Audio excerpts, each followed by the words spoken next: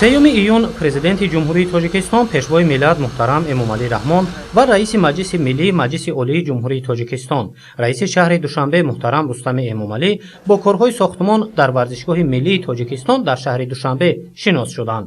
иншооти муҳташами варзишӣ дар майдони 9.5 гектар бунёд ёфта, дар он зиёда аз 30 000 ҷойи нишаст пешбинӣ шудааст.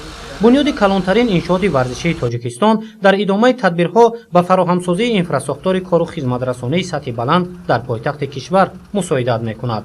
ёдовар мешавем ки 15 марти соли 2019 президенти кишвар муҳтарам Эмомалӣ Раҳмон бо раиси шаҳри Душанбе муҳтарам Рустами Эмомалӣ ба сохтмони варзишгоҳ дар пойтахт оғози расмӣ бахшида бо лоиҳаи бунёди варзишгоҳи муҳташам шинос шуда буданд. ҳоло дар варзишгоҳи миллии тоҷикистон тахту ҳамворкунӣ, насби конструксияҳои оҳанӣ, кашидани ноқилҳои барқу интернет, хати обу корезӣ, гармидиҳӣ, дастгоҳҳои ҳавотозакунӣ, ороиши даруни биноҳо, сафолатпӯшкунӣ ва дигар корҳо ҷараён дорад. дар доираи муаррифии лоиҳаи иншоот ва масолиҳи сохтмонии истифодашаванда пешвои миллат муҳтарам Эмомалӣ Раҳмон коргарону мутахассисонро барои босифат ва мувофиқ ба талаботи стандартӣ бо дар назардошти унсурҳои миллӣ ба иҷро расонидани корҳои сохтмонӣ вазифадор намуданд. дар варзишгоҳ 45 ҳуҷраи корию маҷлисгоҳ, 36 тамошогоҳи сатҳи баланд барои мухлисон VIP, 9 нуқтаи тиббӣ, 36 ошхона ва осорхонаи футболи тоҷик мувофиқ ба стандартҳои ҷаҳонӣ сохта мешавад. ҳоло аз ҷониби 725 нафар мутахассису коргар ҳамарӯза сохтмон аз рӯи лоиҳа пеш бурда мешавад. 72 дастгоҳи сабткунандаи телевизионӣ насб мегардад ки барои сабти ҷараёни мусобиқаҳо пешбинӣ шудааст. равшанӣ дар майдон ва ҷойҳои нишаст тавассути 312 чароғи махсус таъмин мегардад.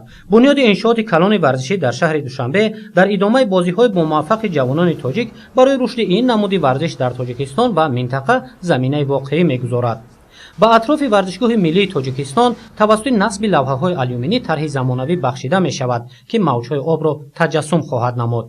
дар атрофи варзишгоҳ бунёди фаввораҳои замонавӣ пешбинӣ шудааст. ҳамзамон аз болои дарёи варзоб ва лучоб барои рафтуомади ҳаводорони футбол 2 пул мутобиқ ба талаботи лоиҳавӣ сохта шуда ин макон ба шаҳраки муосири варзишӣ табдил дода мешавад. дар маҷмӯъ бунёди варзишгоҳи миллии тоҷикистон дар асоси лоиҳа мувофиқ ба талаботи Федератсияи байналмилалии футбол ҷараён дошта, дар он барои гузарондани мусобиқаҳои байналмилалӣ шароит фароҳам мегардад.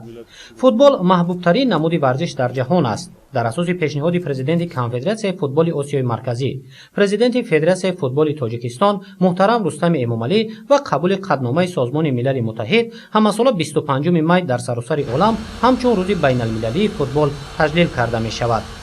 роҳбари давлат муҳтарам Эмомалӣ Раҳмон бо ёдоварӣ аз дастовардҳои Федератсияи футболи Тоҷикистон фароҳамшавии имкониятро барои ташаккули ин намуди варзиш, мизбонии мусобиқаҳои ҷаҳонӣ ва тарғиби тарзи ҳаёти солим муҳиму саривақтӣ арзёбӣ намуданд.